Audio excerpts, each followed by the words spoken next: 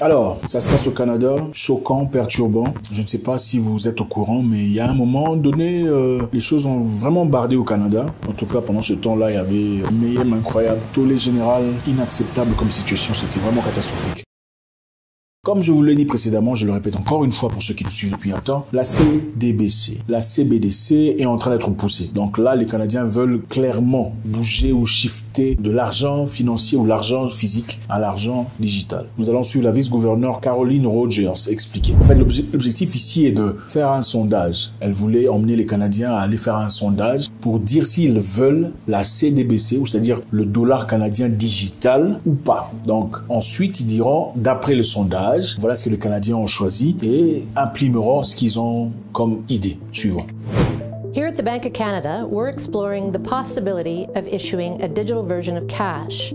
Not to replace cash, but to ensure Canadians always have access to a safe, stable, and official payment option in an increasingly digital world.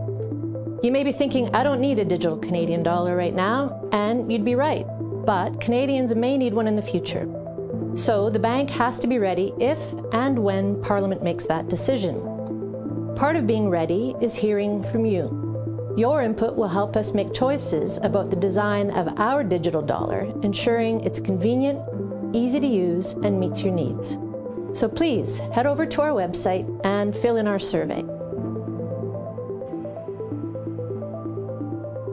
Donc voilà, ce n'est plus un secret. On le disait autrefois ici, beaucoup de gens pensent que ce sont des rêveries, des histoires qui n'arrivent pas d'arriver. Voilà, c'est comme ça. Ça arrive maintenant. Je vous en avais parlé déjà, ça fait une année ou quelque chose, pour vous parler de la CDBC et comment ça va être implémenté, comment l'Angleterre a bougé vers la CBDC, comment l'Europe a finalement bougé, adapté et accepté le euro digitalisé. Donc c'est ça. On dit que, si vous écoutez très bien ce qu'elle a dit que l'objectif, ce n'est pas de remplacer le dollar physique. L'objectif n'est pas de remplacer le dollar physique. Mais on va essayer de voir, c'est quoi vraiment la définition de la CBDC? C'est quoi leur objectif d'après la Banque du Canada? On dit, selon le document de 2020 de la BOC, les principales motivations pour émettre une CBDC seraient une économie suffisamment sans cash qui pourrait limiter l'utilisation du dollar canadien sous sa forme physique. Limiter l'utilisation du dollar américain sous sa forme physique. D'accord? Ici, on dit qu'on ne veut pas remplacer le dollar. C'est-à-dire, ça ne va pas éliminer le dollar en cash. Ça permettrait de pouvoir travailler, de pouvoir fonctionner sur le plan digital. Et ça ne remplacera pas le dollar. Évidemment, il faut qu'on vous le dise comme ça. Sinon, imaginez-vous qu'on vous dise, on va bientôt remplacer le dollar pour toujours. On va bientôt remplacer votre monnaie physique pour toujours. Ça va partir, ça va disparaître. Désormais, vous allez travailler, vous allez utiliser la monnaie digitale. Beaucoup de personnes vont s'y opposer, n'est-ce pas? Bien que certaines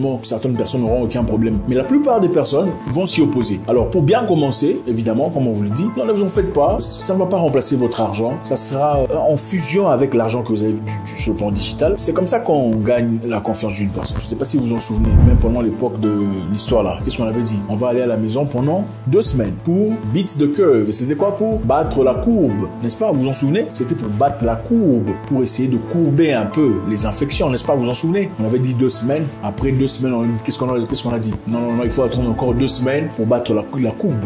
Après 2 semaines, on a dit quoi? On va encore attendre 2 semaines pour battre la courbe. Finalement, on a fait combien de temps à la maison, n'est-ce pas? Donc, si on nous disait que vous allez faire 1 année à la maison, est-ce que les gens accepteraient de le faire? Les gens accepteraient-ils de rester à la maison? Non, ils n'accepteraient pas. Qu'est-ce qui fonctionne par contre? On dit 2 semaines, c'est seulement pour 2 semaines. Soyez considérés, ayez de la considération pour les autres. Ne tuez pas les autres. C'est seulement 2 semaines. Après 2 semaines, on vous dit encore, c'est seulement 2 semaines. C'est la même stratégie, la même idéologie qu'on applique en disant que la CBDC ne vient pas pour remplacer l'argent physique. C'est ce qu'elle dit. Je vous rappelle ici, il y a quelques temps, Catherine Lafarge a dit ouvertement que l'objectif, c'était de créer 1 euro ou de l'argent digital dans le but de contrôler les transactions. It would contravene other public policy objectives, such as ensuring compliance with anti-money laundering rules and combating the financing of terrorism.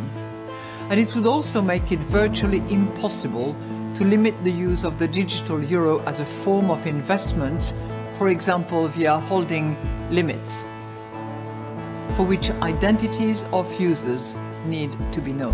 Elle a avancé comme argument que pour les bombardements, le terrorisme qui s'est passé en France, c'est là une dizaine d'années, terrorisme qui a, enfin, on n'a vraiment pas vu les dégâts, c'est parce que les gens pouvaient faire des transactions de 300 €, 300 €, 300 €. Donc, en d'autres termes, une façon de vous limiter à combien vous pouvez dépenser par jour. Maintenant, les Canadiens ont réagi après ce sondage. C'est après ce sondage qui va jusqu'au 13 du mois de juillet qu'on pourra finalement décider ou venir ouvertement dire, bon, ok, les Canadiens ont choisi la CBDC. Ou dire les Canadiens n'ont pas choisi la CBDC. C'est ce qu'elle dit. Mais en réalité, est-ce qu'elle dira vraiment que les Canadiens n'ont pas choisi la CBDC? Il est évident que très peu de Canadiens aimeraient la CBDC ou être contrôlés, n'est-ce pas? Ou bien, c'est une autre façon de simplement dire, on vous a donné l'occasion de voter, n'est-ce pas? On peut prendre une décision et vous donner l'impression que vous votez, mais en réalité, vous ne votez pas. On a déjà décidé, mais pour vous masquer, on dit, bon, il y a un sondage, vous allez aller vous manifester, c'est par rapport au sondage qu'on va finalement décider, mais on a déjà décidé au préalable. Mais on va voir les réactions de Canadiens sur Twitter par rapport à la CBDC et cette implémentation. On voit ici, par exemple, Anne Roll qui dit, j'ai $1 numérique, j'ai ma carte bancaire, Visa, ma carte débit, PayPal, Apple Wallet, Apple iPhone, Apple Watch. J'ai aussi de l'argent liquide dans mon portefeuille. Un gros non pour moi. Je n'en veux pas. Donc les gens ne veulent pas de cette CBDC. Il y a encore Alain Osorio qui dit,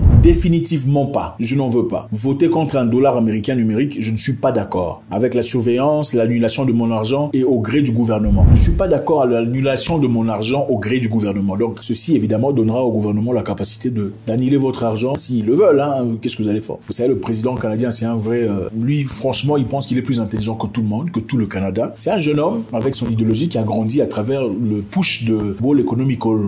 Vous connaissez le grand monsieur là, évidemment, dans son programme dont il parlait d'ailleurs lui-même, le monsieur dont je ne dirai pas le nom parce qu'on est censuré, le monsieur président de la World Economic F a dit qu'il était content de travailler avec des jeunes présidents comme le président du Canada, comme le président Macron. Il a parlé de beaucoup de personnes. But what we are very proud of now, the young generation, like Prime Minister Trudeau, President of Argentina and so on, that we penetrate the cabinets. So yesterday I was at a reception for Prime Minister Trudeau, and I know that half of this cabinet, or even more half of this cabinet, are actually young noble leaders of the World Economic Forum.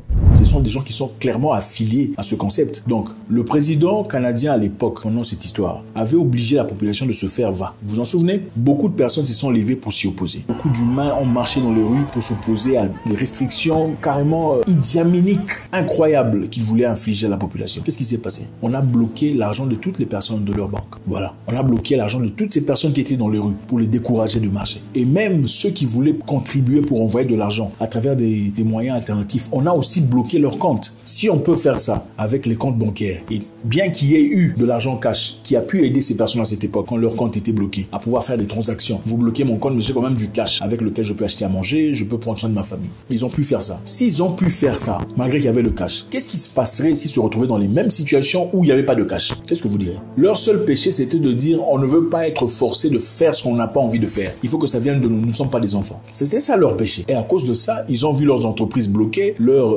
certificats retirés, leurs autorisations retirées, leurs comptes bloqués. Même ceux qui ont contribué de l'argent pour les aider ont été bloqués par le gouvernement canadien. Mais c'est très facile de dire, c'est pas la dictature ça. C'est ça la dictature ou pas? Dites-moi. N'est-ce pas ça la dictature ou pas? Mais c'est très facile quand il s'agit d'un président africain. Là, on vient aux dictatures. Mais ça, c'était la dictature au Canada. Voilà une autre personne qui dit, si vous pensiez que geler les comptes bancaires par le gouvernement était très facile à l'époque, attendez voir ce qui va se passer avec ce système. Ça, c'est Giz qui dit, oui, attendez voir ce qui va se passer avec ce nouveau système. Sur la page de la Banque centrale américaine, on vient de dire qu'il y aura un stimulus avec la CBDC. Quand on va implémenter ça aux États-Unis, un stimulus, c'est-à-dire on va vous donner de l'argent dans vos comptes, d'accord? De l'argent pour vous pousser à dépenser, pour stimuler l'économie. Mais cet argent est périssable. Vous comprenez? Vous voyez, le lait est périssable, la nourriture en boîte est périssable, l'argent est périssable. On vous donne de l'argent ou vous avez de l'argent dans votre compte pendant 30 jours. Il faut l'utiliser pendant 30 jours pour stimuler l'économie. Après 30 jours, on efface l'argent, ça n'existe plus. Vous voyez un peu, ça c'est l'argent ou ce sont des tokens? C'est ça la direction qu'on veut envoyer les gens. Un autre tweet de James Dweck qui dit, cette consultation l'information publique est bidon, c'est-à-dire le sondage est bidon, vous savez déjà que peu de Canadiens accepteraient volontiers une CBDC. Vous utilisez ce sondage pour faire de la propagande auprès du public. Honte à vous. Donc, ce monsieur a tout à fait raison, je trouve, James Drake, pour dire que c'est complètement bidon. Ils savent déjà que les Canadiens ne l'accepteraient pas, mais c'est une façon évidemment pour justifier sur le plan légal qu'on a fait un sondage et les Canadiens ont accepté, même s'il n'y a pas de système de vérification, ou encore un système, vous savez, quand on vous prêche une histoire très répétitivement, vous commencez à le trouver plus ou moins normal, ou adoucir en tout cas la ferveur à l'égard de cette histoire. Et c'est ça. On va voir ici la vidéo de Colin Deacon. Colin Deacon est un ancien entrepreneur de Halifax en Nouvelle-Écosse qui a été nommé au Sénat du Canada le 15 juin 2018. Il est partisan d'un système qui fait très peur. Ça s'appelle la DIA.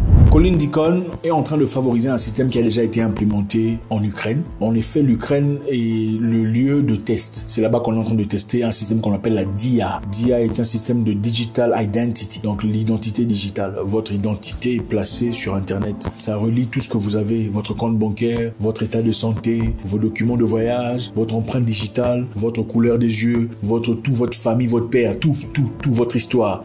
Donc vous n'avez plus besoin de passeport pour faire quoi que ce soit. Pour voyager, vous faites juste présence de votre visage et puis bon voilà, vous voyagez, vous partez. Pour accéder à votre argent, vous faites preuve de visage, vous rentrez, vous partez. Maintenant dites-moi, si ce système-là est additionné à un système où il n'y a pas de monnaie sur le plan physique, c'est quel genre de système? C'est un système qui est déjà implémenté en Chine. Vous n'avez aucun droit. Vous n'êtes devenu personne. Vous n'avez aucun droit, vous ne représentez absolument rien. C'est-à-dire, on décide tout de vous, tout ce que vous avez, tout ce que vous achetez, tout ce à quoi vous pouvez avoir accès et calculer minutieusement. Suivons un peu ce monsieur sénateur qui a à dire. One of the most important things that Slava said was right up front when he said, nobody was asking for this.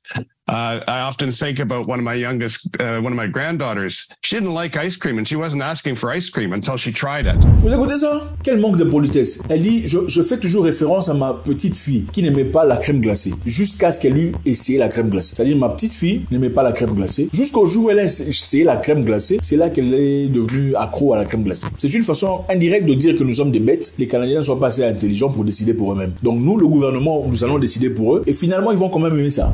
We've got to get political leadership on this because the Canadians' choice right now in Canada is to have a more cumbersome, slower, more expensive access to public services than what DIA is enabling in Ukraine.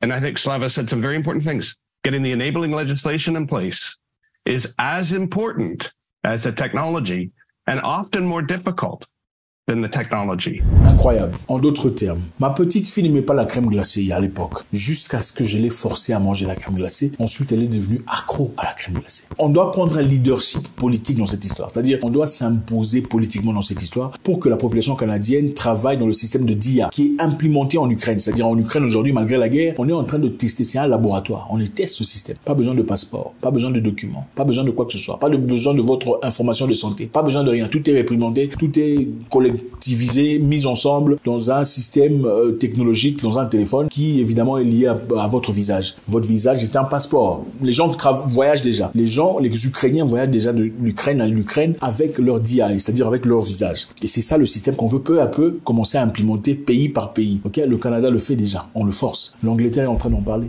L'euro digital est là. Les amis, faites-moi savoir ce que vous en pensez. C'est quand même triste. C'est trop facile de dire je vais partir vivre au Canada. Mais dans quelles conditions? C'est comme ça que vous voulez partir comme des poissons, comme des poulets, comme des gens sans droit. Pourquoi l'argent dérange? Pourquoi l'argent monnaie dérange? Parce qu'il n'y a pas de contrôle. Avec mon argent, je peux te passer mon argent, tu es en difficulté. Tu vas aller manger, acheter de quoi se nourrir ta famille. Même si tu dis des choses qui vont à l'encontre du gouvernement. Même si tu as des positions qu'on n'aime pas. C'est ça. Aujourd'hui, on contrôle les gens parce qu'ils ne peuvent pas se décontrôler sur le plan financier. Quand on te contrôle sur le plan financier, tu ne peux même pas parler sur les droits les plus élémentaires. Quand tu es contrôlé sur le plan financier, tu ne peux pas te battre pour ce qui est logique, pour ce qui est vrai, pour ce qui est bon. Quand tu es contrôlé sur le plan financier, tu ne peux pas te lever et dire non, gouvernement, arrêtez de faire ça. Arrêtez de tuer, arrêtez de voler, arrêtez de vous manifester. Voilà pourquoi beaucoup de gens même en Afrique sont contrôlés. Parce qu'ils n'ont pas d'argent. Mais heureusement, ici et là, il y a quand même des gens qui sont valeureux, qui ont des valeurs, qui peuvent avec le peu qu'ils ont sur le plan physique se démerder et faire ce qu'ils ont envie de faire. Mais imaginez aujourd'hui vous opposez à votre gouvernement parce qu'ils ont fait des choses atroces et on bloque votre argent, carrément. On bloque votre accès. C'est ça quel genre de vie? Toute innovation n'est pas une amélioration. Faites-moi savoir ce que vous en pensez. God bless.